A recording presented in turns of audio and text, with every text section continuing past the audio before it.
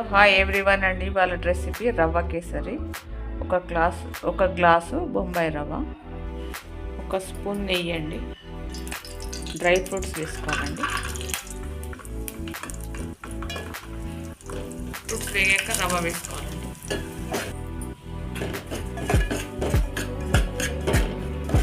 సిమ్లో పెట్టి వేసుకోవాలండి. పాలు పోసుకోవాలండి. పాలల్లో కొద్దిగా కలర్ వేసుకోవాలండి. ఇలా పోసుకొని సిమ్లో పెట్టుకొని కలుపుకోవాలి.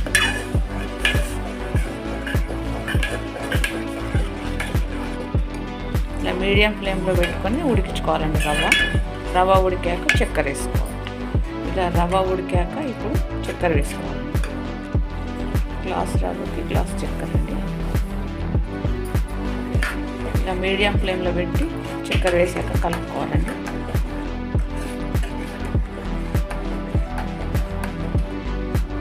ఇలాచి పొడి వేసుకోవాలి. ఇలా రవ్వ కేసరి చక్కెర కరిగాక ఒక స్పూన్ నెయ్యి వేసుకోవాలండి. వేసుకొని స్టవ్ ఆఫ్ చేసుకోవాలి. రవ్వ కేసరి రెడీ. ఈ వీడియో చూసి మీరు కూడా ఇలా వేసుకోండి. Please subscribe. Thank you.